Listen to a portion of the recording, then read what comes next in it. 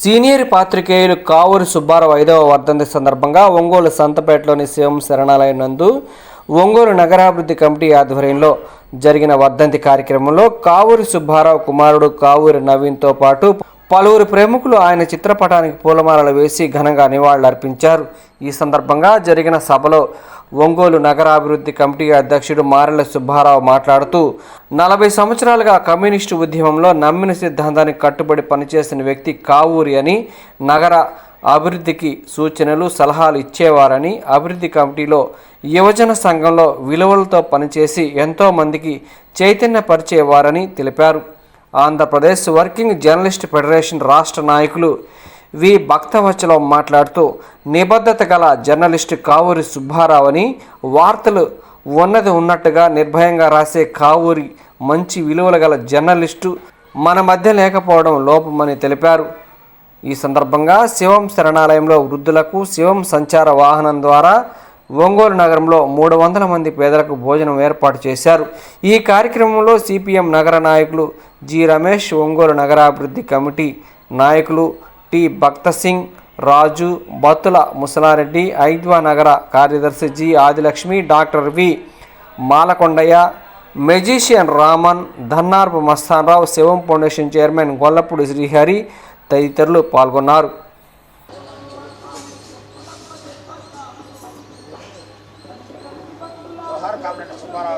जोहार कामरेड कावल सुब्बाराव गारू जोहार कामरेड कावल सुब्बाराव गारू सायस्ताम सुब्बाराव गारू आसियारनो सायस्ताम सुब्बाराव गारू आसियारनो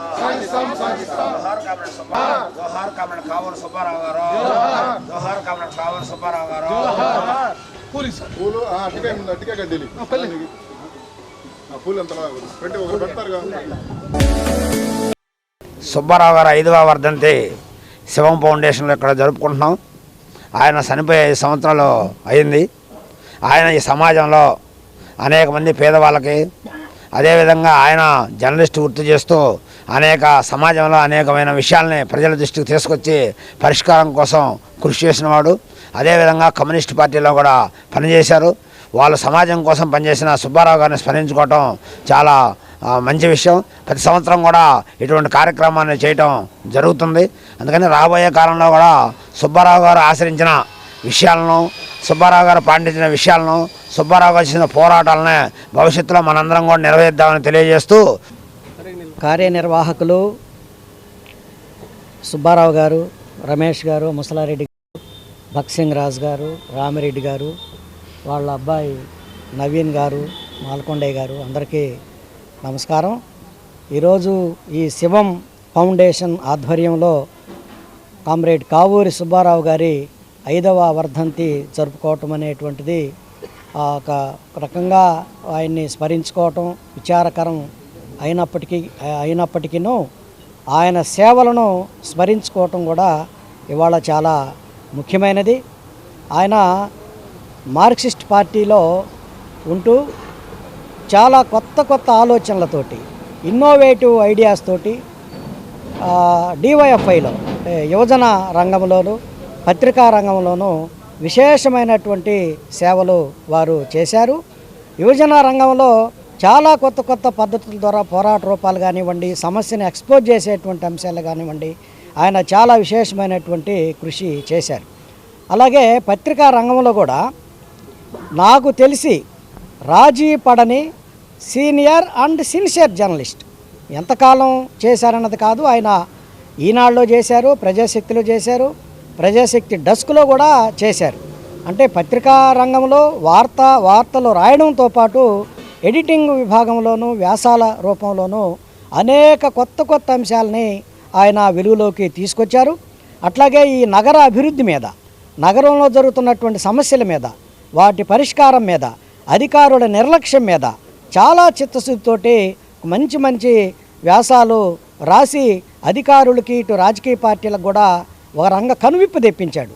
ఇవాళ నగరంలో కొన్ని మార్పులు వచ్చాయంటే సుబ్బారావు గారు చేసినటువంటి రచనలని నేను ఈరోజు చాలా దాని గురించి నేను చెప్పదలుచుకున్నాను.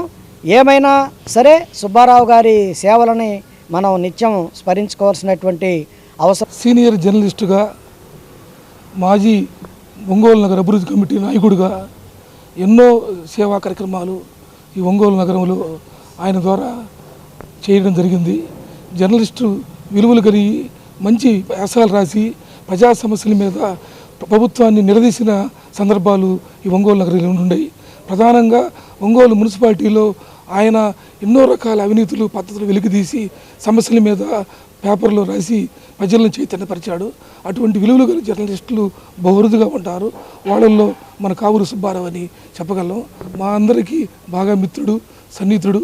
ఆయన భౌతికంగా లేకపోయినా మా అందరి ఉదయాల్లో మేము ఎప్పుడు మాట్లాడుకున్నా ఆయన మా కాడ జీవించే ఉంటాడని ఈ సందర్భంగా తెలియజేస్తూ, ఆయన జ్ఞాపకార్థం ఇవాళ ఒంగోలు సంతపేటలోని శివం శరణాలయం నందు పేదలకు అన్నదానంతో పాటు నగరంలో అన్ని ప్రాంతాల్లో కూడలో తిరిగి అనాథులు, యాచకులు, పేదలకి 300 మందికి భోజనం పెట్టి ఆయన పేరు మీద ఇవాళ నిర్వహించడం జరిగింది.